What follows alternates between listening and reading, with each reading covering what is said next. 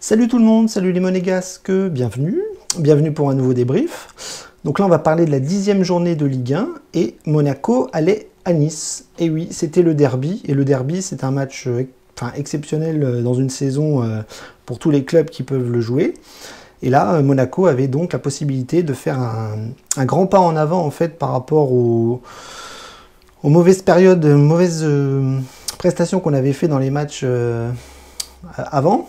Parce que je vous rappelle qu'on avait eu Brest, qu'on avait eu Montpellier et qu'on avait eu Lyon. Ça allait mieux, on avait gagné contre Bordeaux la semaine dernière 4-0 et on avait fait vraiment une belle rencontre, une belle prestation. Il fallait absolument enchaîner pour retrouver un petit peu les places en haut du classement. Donc c'était le derby, c'était Nice et donc on avait quand même une vraie carte à jouer parce qu'il y avait des gros soucis du côté de Nice et nous on avait quand même globalement les feux au vert pour ce match parce qu'on avait travaillé toute la semaine, nous on n'a pas de Coupe d'Europe, on avait très peu de blessés à part Golovin qui est toujours blessé et Lecomte on va en reparler, mais Lecomte qui s'est claqué la main vendredi. Donc on avait ces deux absents là, sinon tout le monde était là, donc globalement on pouvait bien travailler.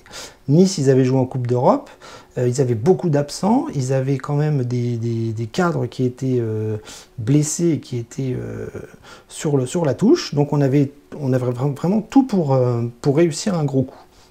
Et donc voilà, les points forts c'était ça, les points faibles c'était surtout du côté de Nice, et nous il fallait qu'on en profite. Donc c'était la 10e journée, j'avais dit qu'on arriverait à faire un petit bilan au bout de 10 journées avec la venue de Kovač. Moi j'attendais 10 matchs, on y est, et on va voir qu'il y a des choses positives et des choses encore à travailler.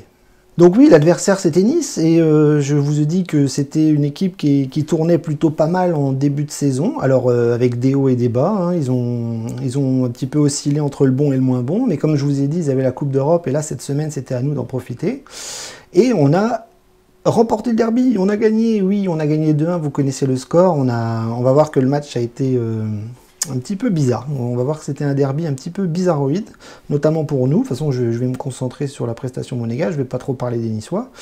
Mais on l'a gagné, ça fait un bien fou. On est 5e du championnat, on a enfin surfé sur une bonne vague.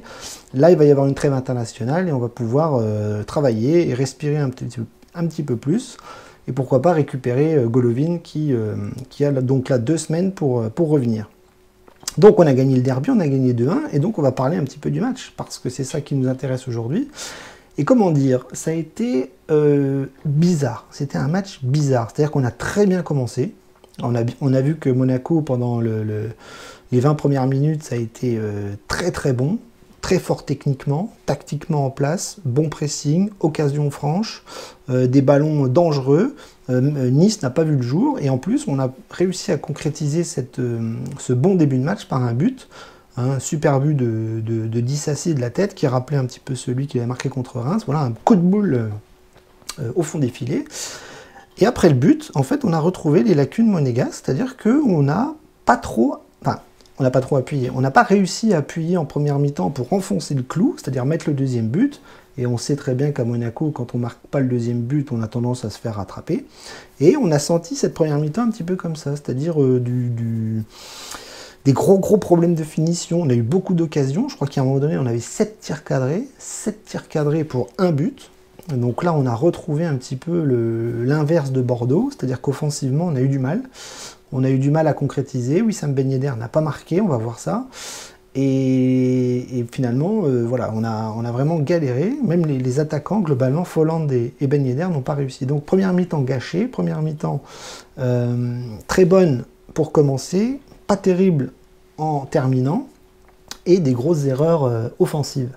Derrière, c'était plutôt costaud. On va voir que le gardien qui était mis aujourd'hui, c'était plutôt tranquille pour lui. Oui, parce que l'équipe, j'en ai pas parlé, mais en fait, c'était la même qu'à Bordeaux. À part Manon qui a remplacé Lecomte, qui avait la main fracassée, on n'a rien changé. On est reparti sur le 4-2-3-1 et on avait les mêmes joueurs. Donc Manon, Aguilar et Caio Henrique, Disasi Badiachil, les deux défensifs Fofana, Tchouaméni, Folland devant, Diop à droite, Gelson à gauche et Ben Yedder. Voilà, donc voilà. Équipe classique, système classique qui avait été changé par Kovac la semaine dernière. Et on voit quand même que ça paye parce qu'on a gagné le match. Donc, première mi-temps, un peu comme ça. C'est-à-dire jusqu'au but et derrière le but. C'était un peu en dessous. Mais globalement, on maîtrisait la rencontre. La deuxième mi-temps, ça a été n'importe quoi. C'est-à-dire qu'on n'a pas retrouvé le Monaco du début de la première mi-temps. C'était compliqué, c'était brouillon. C'était maladroit, c'est-à-dire qu'on a continué à galérer offensivement. On a eu la chance de marquer le deuxième but par Diop sur une erreur défensive de Nice qui nous donne le but. Donc voilà, une balle à l'adversaire. Il y en a eu pas mal ce soir de balles à l'adversaire de la part de Nice. Défensivement, ça a été catastrophique. On voit que Kanté, c'est quand même le patron qui leur manquait et qui leur manque en ce moment. Mais Diop en a profité, il a pris le ballon tout seul, il a marqué. Donc à 2-0, on est plutôt tranquille. Et puis on recommençait les mêmes erreurs, c'est-à-dire on reculait. On avait du mal à se projeter vers l'avant. On avait du mal à mettre nos occasions, parce que des occasions, on en a eu. On aurait pu mettre un troisième, un quatrième. Je pense à Goebbels et je pense à Pellegrini. Et on a vraiment galéré sur cette concrétisation offensive, contrairement à Bordeaux la semaine dernière. Donc on a reculé, on a eu du mal, et puis on s'est pris un but. Donc là, à 2-1, c'est plus du tout le même match, et on a vu que péniblement, Nice a essayé de reprendre le dessus, de pousser, et heureusement, ils n'ont pas égalisé. On est quand même passé à ça de la catastrophe, je vous le cache pas. Même si on a senti des monégasques au-dessus des Niçois, la victoire est logique, mais on a vu quand même de grosses différences par rapport aux prestations précédentes. Voilà, on n'a pas eu trop le ballon, c'est-à-dire que la possession de balle était beaucoup plus du côté niçois, et ça s'est ressenti, voilà, avec des contre-attaques difficiles, avec des offensives ratées, des tirs sur le poteau, sur la transversale. C'est dommage parce que on n'a vraiment pas appuyé là où on aurait pu appuyer facilement, notamment au début de match et la première demi-heure. Voilà, donc globalement, c'est un match très bizarre, c'est-à-dire qu'on a eu des temps forts, on a eu des temps faibles, on s'est fait peur, mais on a quand même maîtrisé, on a réussi à remporter ce derby qu'il fallait absolument gagner, parce que le derby, on sait ce que c'est. Quand vous le perdez, ça reste là. Ben, on va analyser rapidement les prestations individuelles, on va voir que ça a été très bizarre. Très bizarre, j'ai pas trouvé de joueurs au-dessus du lot, peut-être un ou deux qui étaient vraiment plus propres que les autres, mais on va voir que globalement tout le monde a été un petit peu en dessous, malgré une domination évidente sur beaucoup de phases de jeu. Donc le gardien, c'était la grosse interrogation de ce match, c'est-à-dire que Lecomte en a peut-être pour un mois, voire plus. Voilà, il faut qu'il se répare la main, il se l'est cassé à l'entraînement. Et donc on hésitait à voir Madjeki ou Manon, c'est-à-dire soit le jeune, soit l'ancien. Et Kovac a décidé de mettre l'ancien, l'italien, Manone dans les buts. Donc sa prestation, ça a été globalement assez correct parce qu'il n'a pas eu grand-chose à faire. Il y a quand même eu sur le but une erreur de main. J'ai vu des dégagements un petit peu... alors des bons dégagements et des dégagements un peu plus difficiles. Alors j'ai pas réussi à savoir s'il était gaucher ou droitier. Un coup il dégageait du gauche, un coup il dégageait du droit. Bon, ça c'est pas très important, mais bon, on a vu que globalement il n'a pas été trop en danger. Il a fait les arrêts qu'il fallait quand il fallait les faire. Et sur le but, voilà, il y a une erreur de main et Disasi derrière qui cafouille et qui le rend à l'adversaire qui a réduit la marque. Voilà, donc une prestation moyen plus, on va dire, c'était plutôt correct, mais après il faut le voir dans les matchs difficiles, notamment celui qui va arriver après. Mais c'est sûrement lui qui va être dans les cages pour les prochains matchs. Donc costaud, expérience, plutôt propre, mais attention à être bien concentré sur les offensives adverses. Défensivement, ça a été globalement plutôt pas mal, c'est-à-dire que j'ai trouvé Disasi très costaud, Badiachil aussi. Il n'y a pas eu vraiment d'erreur individuelle de la part de ces deux-là, à part sur le but, bien sûr, si on peut encore appeler ça une erreur. Mais oui, c'était un petit cafouillage qui fait un peu tâche dans le match, mais globalement ça a été costaud, ça n'a pas fait trop de fautes, ça n'a pas... Voilà, j'ai trouvé quand même la défense centrale plutôt bonne, et puis les latéraux dans le même style, c'est-à-dire... alors peut-être Aguilar un petit peu en dessous aujourd'hui, il a eu du mal à percuter sur son côté droit de façon répétitive, il a essayé de le faire, mais il a fait pas mal de fautes, il a perdu pas mal de ballons, donc finalement c'est une prestation un peu moins bonne que d'habitude, alors que lui c'était un petit peu l'homme du match depuis le début de saison. À l'inverse, Caio Henrique, lui, ça a été très très bon. On voit que c'est une bonne pioche. C'est un très bon défenseur, un très bon latéral. Il est très très propre. Donc finalement, on se moquait un peu de lui en début de saison, mais le fait qu'il soit brésilien montre bien aussi sa palette technique. Je trouve que c'est quelqu'un qui est très technique, il est très propre au niveau des passes, au niveau des centres, il est très propre. On sent que c'est quelqu'un qui s'applique sur la technique. C'est-à-dire que c'est pas un joueur très physique, c'est pas un bourrin de Ligue 1 qui va tout casser par des courses, par un physique imposant. Non, c'est quelqu'un qui est très très propre, il sait maîtriser le ballon, il sait faire la passe au bon moment, il la met toujours très très bien, et c'est vraiment un très très beau joueur, je trouve.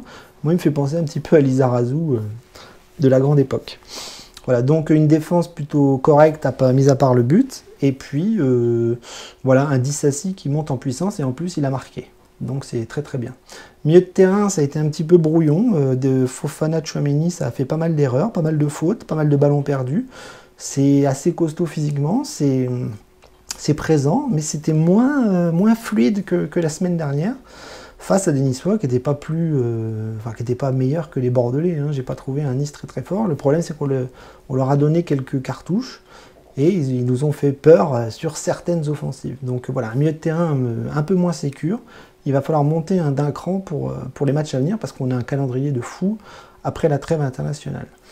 Donc un milieu de terrain défensif, voilà, moyen plus aussi, quoi, voilà, du costaud, mais peut mieux faire. Je suis sûr qu'ils peuvent mieux faire. Sur les côtés, Diop et Gelson Martins. Alors Diop, il a eu aussi des hauts et des bas, mais globalement, il a été présent. Il a été costaud, il a marqué, il a quand même, voilà, techniquement, il est super beau, il est très très propre aussi, lui. Et quand il a la balle au pied, c'est très intéressant. Alors, est-ce que Golovin va venir reprendre sa place? Je ne sais pas. Je pense que oui. Mais pour l'instant, Diop fait le job, il faut le signaler. Il est très très jeune et on peut lui pardonner ses erreurs ici et là. Mais globalement, il n'en fait pas beaucoup. Hein. Il n'en fait pas beaucoup. Il se fait encore beaucoup bouger physiquement, mais il grandit bien et c'est un vrai bonheur de l'avoir dans notre équipe. Côté gauche, Gelson, ça a été très compliqué. Alors là, lui, pour le coup, d'entrée de match, il a commencé à cafouiller. Trop de touches de balle, trop de dribbles. Ça manque vraiment d'instantanéité. C'est-à-dire qu'il y a des moments où il doit frapper tout de suite. Il fait un contrôle, une touche, deux touches, trois touches. Il veut dribbler. Alors oui, il est rapide, il est vif. Mais souvent, ça finit par des pertes de balles. Donc du coup, voilà, il n'est pas efficace encore aujourd'hui. Et voilà, c'est comme ça, Gelson. Hein, c'est pas terrible globalement. Sur l'ensemble de sa carrière à Monaco, moi je trouve qu'il y a plus de mauvais matchs que de bons matchs. Bon, à Bordeaux, il marque, c'est bien. Là, ce soir, il a cafouillé. Voilà, il a cafouillé. Devant, ça a été très compliqué aussi. Wissam Ben Yedder et Voland qui ont bien débuté le match, c'est-à-dire qu'ils se sont créés des occasions. Ils ont eu des occasions franches, des face-à-face. Des face-à-face qu'ils ont ratés. Ben Yedder a raté, Voland a raté, il a touché le poteau, il a touché la barre. Voilà, ça fait chier de ne pas voir nos attaquants marquer des buts dans ce genre de match qui sont quand même assez faciles, comme le début de match nous l'a montré. Donc une attaque... voilà, pas terrible cet après-midi contre Nice, c'est dommage. Et puis les remplaçants, ont essayé de faire le taf, mais ça n'a pas marché, encore une fois. Goebbels et Pellegrini se sont créés deux occasions franches qu'ils ont ratées. Donc Voland rate, Ben Yedder rate, Goebbels rate, Pellegrini rate. C'est frustrant, mais bon, heureusement que les autres ont fait le boulot, comme Diop et Disasi. Sidibé est rentré, voilà, pour apporter une agressivité défensive et essayer de sécuriser un petit peu tout ça en fin de match. Hein. On a fini en 4-5-1, donc on a bien vu qu'on souffrait. Donc il a bien fallu trouver un système plus bas pour bien finir le match. On s'est fait peur, on s'est quand même fait assez peur. Mais on a tenu. Qui est rentré aussi je ne sais plus. Fabregas n'est pas rentré. Donc il y a eu Goebbels, Pellegrini, Sidibé et... Bon, je ne sais plus. Enfin bon, bref, les remplaçants n'ont pas forcément fait le taf puisqu'ils ont raté un petit peu les occasions franches. Voilà. Voilà, donc globalement, un match très bizarre, très moyen, très bon par moment, pas bon par d'autres moments, mais on a gagné. Voilà, c'est ça qu'il faut retenir ce soir. Le derby, il est pour nous. Bon, bah, le bilan, il est bon. Il est bon dans le résultat, il est bon dans le classement, il est bon dans la dynamique du moment. On a eu 3 mauvais matchs avant Bordeaux, on a deux matchs qui payent derrière. On voit que Monaco est encore en construction, en travaux, c'est pas encore fluide tout ça, ça coule pas de source encore. Pour moi, les 10 premières journées, donc le bilan, le travail de Kovac, si on doit l'analyser maintenant, on va dire qu'il est bon. Il n'est pas fini, il est encore comme je vous l'ai dit, en travaux, mais il est bon. C'est-à-dire que les points, globalement, on les a. On est en haut du classement. On a un fond de jeu qui est quand même assez lisible et assez intéressant. On a changé de système parce que ça n'allait pas. Donc ça, c'est super intéressant aussi de voir que Kovac n'est pas fermé. Les joueurs, ça tourne beaucoup, même si on commence à voir pas mal de titulaires arriver et se mettre en place. On a trouvé un latéral gauche, on a un bon latéral droit, on a une défense centrale qui ne bouge pas, on a un milieu de terrain qui est en train de se reconstruire avec ces nouveaux deux milieux de terrain qui vont devoir être encore plus complémentaires et encore plus performants. Et puis cette attaque à 2 qui je pense, va finir par être vraiment bonne avec le temps, parce que ça fait que 2 matchs qu'on expérimente ce 4-2-3-1 avec ces deux attaquants, Ben Yedder et Volland, qui tournent ensemble. Donc ça va aller de mieux en mieux, je suis convaincu. Et il va falloir aller chercher l'Europe avec tout ça. Le prochain match, c'est Paris. Que dire, ça va être affreux, ça va être dur, ça va être long, ça va être un match qui va pas forcément nous rapporter de points. Alors certains diront que je suis pessimiste, mais j'essaye d'être réaliste aussi dans le fait que Paris est imbattable avec la A, avec la B, avec la C. C'est très très compliqué d'aller chercher un point contre eux, ou voire 3, c'est même quasi impossible en ce moment.